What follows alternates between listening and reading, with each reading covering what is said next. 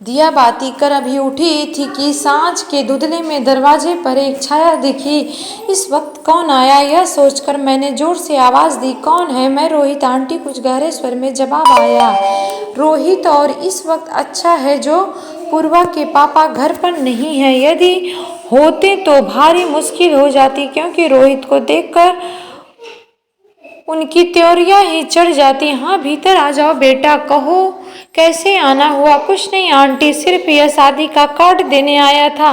किसकी शादी है? मेरी ही है। कुछ शर्माते हुए वह बोला, अगले रविवार को शादी और सोमवार को रिसेप्शन है। आप और अंकल जरूर आना। आज तक हमेशा उसे शादी के लिए उत्साहित करने वाली मैं शादी का कार्ड हाथ में थामे मोबाइल खड़ी थी। चलो आंटी, देर हो रही है, रोहित बोला। कई जगह कार्ड बांटने हैं। हाँ बेटा, बधाई हो, तुम शादी कर रहे हो। आएंगे, हम जरूर आएंगे, मैं जैसे सपने से जागती हुई बोली। बहुत खुश होकर कहा था यह सब, पर ऐसा लगा कि रोहित मेरा अपना दामाद, मेरा अपना बेटा किसी और का हो रहा है। उस पर अब मेरा कोई हक नहीं रह जाएगा।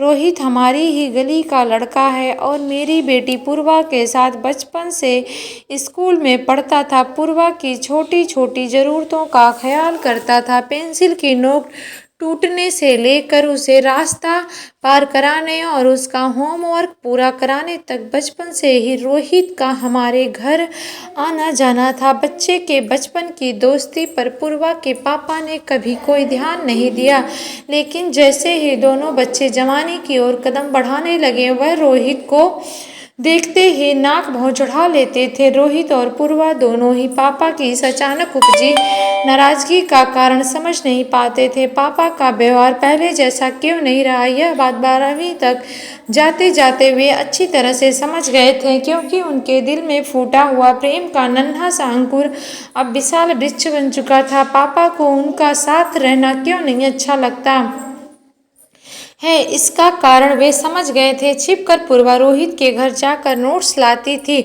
और रोहित का तो घर के दरवाजे पर आना भी मना था। रोहित और पूर्वा ने एक दूसरे को इतना चाहा था कि सपनों में भी किसी और की कल्पना करना उनके लिए मुमकिन न था। मेरे सामने ही दोनों का प्रेम फला फूला था। अब इस पर यूं बिजली गिरते देखकर वह मन महसूस कर रह जाती थी। एक और कारण से पूर्वा के पापा को रोहित पसंद नहीं था। वह कारण उसकी गरीबी थी। पिता साधारण से प्राइवेट कंपनी में क्लर्क थे। घर में उसके एक छोटा भाई और एक बहन थी। 3 बच्चों का भरण पोषण, शिक्षा आदि कम आयु में बड़ी मुश्किल से हो पाता था। इस कारण रोहित की माँ भी साड़ी में पीको फाल जैसे छोटे छोटे काम करके घर खर्चे में पति का हाथ बटाती थी। हमारे कपड़ों की 2 बड़ी बड़ी दुकानें थीं। शहर के प्रतिष्ठित व्यापारी परिवार की इकलौती बेटी पूर्वा राजकुमारी की तरह रहती थी, रुई की तरह हल्के बादलों के नरम प्यार पर जब हकीकत की बिजली कड़कती है तो क्या होता है, आसमान का दिल फट जाता है और आंसुओं की बरसात शुरू हो जाती है। मैं कभी यह समझ नहीं पाई कि दुनिया बनाने वाले ने दुनिया बनाई और इसमें रहने वालों ने समाज बना दिया, जिसके नियमानुसार पूर्वा रोहित के लिए नहीं बनी थी। तभी फोन की घंटी बजी। लंदन से पूर्वा का फोन था। फोन पर पूछ रही थी, मम्मी कैसी हो? यहाँ विवेक का काम ठीक चल रहा है। सोहम अब स्कूल जाने लगा। तुम कब आओगी? पापा की तबीयत कैसी है? और भी जाने क्या क्या मैं कहना चाह रही थी कि रोहित के बारे में नहीं पूछोगी। उसकी शादी है, बचपन की दोस्ती क्या कांच के खिलौनों से भी कच्ची थी, जो पल में झंझना कर टूट गई, पर कुछ नहीं कह सकी और न ही रोहित की शादी होने वाली यह खुशखबरी उसे सुना सकी।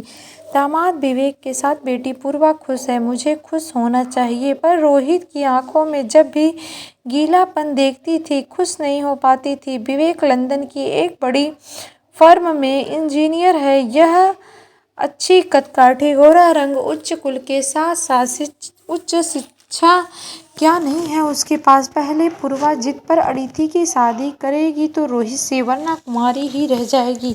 पर दुनिया की ऊंच नीच को जानकर पूर्वा के पापा ने खुद की बहन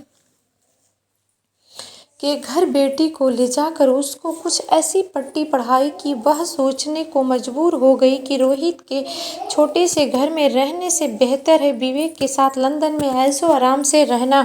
बुआ के घर से वापस आकर जब पूर्वा ने शर्माते हुए मुझसे कहा कि मुझे विवेक पसंद है, तब मेरा दिल धक धक कर गया था। मैं अपना दिल पत्थर का करना चाहूँ तो भी नहीं कर पाती, और यह लड़की मेरी अपनी लड़की सब कुछ भूल गई, लेकिन यह मेरी भूल थी। लंदन में सब कुछ होते हुए भी वह रोहित के बेतहाशा प्यार को अभी भी भूल नहीं पाई थी। पूर्वा के पापा आ गए थे। बोले, क्या हुआ, आज बड़ी अनमनी सी लग रही हो? कुछ नहीं, उनके हाथ से बैग लेते हुए मैं बोली। पूर्वा की याद आ रही थी तो फ़ोन कर लो, अभी थोड़ी देर पहले ही तो उसका फ़ोन आया था, आपको याद कर रही थी। हाँ, सोचता हूँ अगले माह तक हम लंदन जाकर पूर्वा से मिल आते हैं। और यह किसकी शादी का कार्ड रखा है? रोहित की। चलो, अच्छा हुआ जो वह शादी कर रहा है। हाँ, लड़की कौन है? फैजाबाद की किसी मिडिल क्लास परिवार की लगती है। अच्छा है, जितनी चादर हो उतने ही पाँव पसारने चाहिए।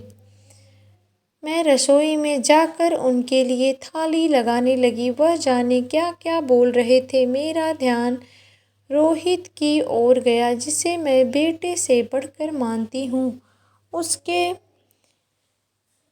खिलाफ एक शब्द भी नहीं सुन सकती। पूर्वा के विवाह वाले दिन वह कैसे सुन खड़ा था, मैंने देखा था, और देखकर आंखें भर आई थी। कुछ और तो न कर सकी, बस पीठ पर हाथ फेर कर मैंने मुख दिलासा दिया था उसे। उसका यह उदास रूप देखकर हाथ में रखी द्वारचार के लिए सजी थाली मानो भारी हो गई थी। पैर दरवाजे की ओर उठ नहीं रहे थे। मैं पूर्वा की माँ हूँ। बेटी की शादी पर मुझे बहुत खुश होना चाहिए था, पर भीतर से ऐसा लग रहा था कि जो कुछ हो रहा है गलत हो रहा है। शादी के लिए जिस पूर्वा को जोर जबरदस्ती से तैयार किया था, वह जयमाल से पहले फूट फूट कर रो पड़ी थी। तब मैंने उसे कलेजे से लगा लिया था। विदाई के समय पीछे मुड़ मुड़ कर पूर्वा की आंखें किसे ढूंढ रही थी, वह भी मुझे मालूम था। उस समय दिल से आवाज़ें आ रही थी, पूर्वा, रूप रंग और दौलत ही सब कुछ नहीं होते।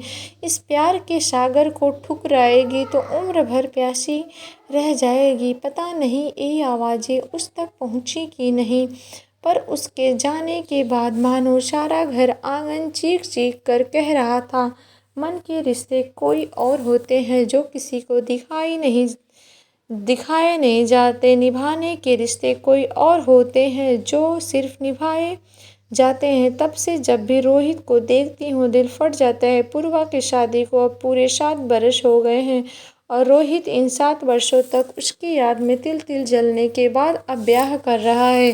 कितने दिनों से उसे समझा रही थी कि अब नौकरी लग गई है बेटा, तो भी शादी कर ले, तो वह हंसकर टाल जाता था। पिता के रिटायर होने पर उनकी जगह ही उसे काम मिला था, और घर में बच्चों को ट्यूशन पढ़ाता था। उसे अच्छी खासी कमाई हो जाती। 2 साल हुए उसने छोटी बहन की अच्छे घर में शादी कर दी, और भाई को इंजीनियरिंग करवा रहा है। माँ का काम उसने छुड़वा दिया, और मुझे लगता है कि माँ को आराम मिले, इसके लिए ही उसने शादी की सोची। रोहित जैसा गुणी और आज्ञाकारी पुत्र इस जमाने में मिलना कठिन है। मेरे तो बेटा ही नहीं है, उसे ही बेटा के समान मानती थी। उसकी शादी फैजाबाद में थी, वहाँ जाना नहीं हो सकता था, इसीलिए बहू की मुँह दिखाई और स्वागत समारोह में जाना मैंने उचित समझा। रोहित के लिए सुंदर रिश्टवाच और बहू के लिए साड़ी और झुमके खरीदे थे। बहुत खुशी थी। अब मन में इन 7 वर्षों के अंतराल में रिश्ते उलट पुलट गए थे। रोहित, जिसे मैं दामाद मानती थी, बेटा बन चुका था। अब मेरी बहू आ रही थी, पता नहीं कैसी होगी। बहू पगली ने फोटो तक नहीं दिखाई। स्वागत समारोह की उस भीड़ भड़क्के में रोहित ने पाँव छूकर मुझे नमस्कार किया। उसकी देखा देखी अर्चना भी नीचे झुकने लगी, तो मैंने उसे बाहों में भर झुकने से मना किया। अर्चना सांवली पर तीखे नए नक्श के कारण भली लग रही थी। उपहार देते हुए मैं चंद पलों को उन्हें निहारती रह गई। परिचय कराते वक्त रोहित ने अर्चना से धीरे से कहा, ये पूर्वा के मम्मी पापा हैं। पूर्वा के पापा का ब्लड प्रेशर पिछले दिनों से कुछ ज़्यादा ही बढ़ गया था, अतः हमारा लंदन जाने का कार्यक्रम स्थगित हो चुका था। अब की सितंबर में पूर्वा ही आ रही थी। विवेक को छुट्टी नहीं थी। पूर्वा और सोहम दोनों ही आ रहे थे। जिसे रोहित से पूर्वा लड़ती झगड़ती रहती थी, जिस पर अपना पूरा हक समझती थी। अब उसे किसी दूसरी लड़की के साथ देखकर उस पर क्या बीतेगी, मैं यही सोच रही थी। रोहित की शादी के बारे में मैंने उसे फ़ोन पर बताया था। सुनकर उसने सिर्फ इतना कह दिया था कि अच्छा हुआ शादी कर ली, और कितने दिन अकेले रहता। अभी पूर्वा को आए 1 दिन ही बीता था। रोहित और अर्चना तैयार होकर कहीं जा रहे थे। मैंने पूर्वा को खिड़की पर बुलाया तो रोहित के बाजू में अर्चना को चलते देख मानो उसके दिल पर सांप लौट रहा था। मैंने कहा, वह देख। रोहित की पत्नी अर्चना को देखकर पूर्वा ने मुंह बनाकर कहा, ओह, इस काली कलूटी से ब्याह रचाया है। ऐसा नहीं बोलते, अर्चना बहुत गूढ़ी लड़की है, मैंने उसे समझाते हुए कहा। पर अर्चना को देखने के बाद पूर्वा अनमनी सी हो गई थी। दोपहर को बोली, मम्मी मुझे रोहित से मिलना है, शाम 6 बजे के बाद जाना, तब तक वह ऑफिस से आ जाता है। हाँ, पर भूल कर भी अर्चना के सामने कुछ उल्टा सीधा न कहना। नहीं मम्मी, पूर्वा मेरे गले में हाथ डालकर बोली। पागल समझाए मुझे। मैं, सोहम और पूर्वा शाम को रोहित के घर गए। गले में फंसी हुई आवाज़ के साथ पूर्वा उसे विवाह की बधाई दे पाई। रोहित ने कुछ देर उसके और विवेक के बारे में पूछा, फिर सोहम के साथ खेलने लगा। इतने में अर्चना चाय नाश्ता बना लाई। मैं, अर्चना और रोहित की माँ बातें करने लगे। खेल खेल में सोहम ने रोहित की जेब से पर्स निकालकर जब हवा में उछाल दिया तो नोटों के साथ कुछ गिरा था। वह रोहित और पूर्वा के बचपन की तस्वीर थी, जिसमें दोनों साथ साथ खड़े थे। तस्वीर देखकर हम माँ बेटी भौचक्के रह गए, पर अर्चना ने पैसों के साथ वह तस्वीर भी वापस पर्स में रख दी और हंसकर कहा, पूर्वा दीदी, बचपन में कटे बालों में आप बहुत सुंदर दिखती थी। रोहित को देखकर तो मैं बहुत हंसती हूँ। इसे ढीले ढाले हाफ पैंट में जोकर नजर आते हैं। बात हो गई, पर हम समझ चुके थे कि अर्चना पूर्वा के बारे में सब जानती है। पूर्वा जिस दिन लंदन वापस जा रही थी, अर्चना उपहार लेकर आई थी। लो दीदी, मेरे ओर से यह रखो, आप रोहित का पहला प्यार है, मैं जानती हूँ।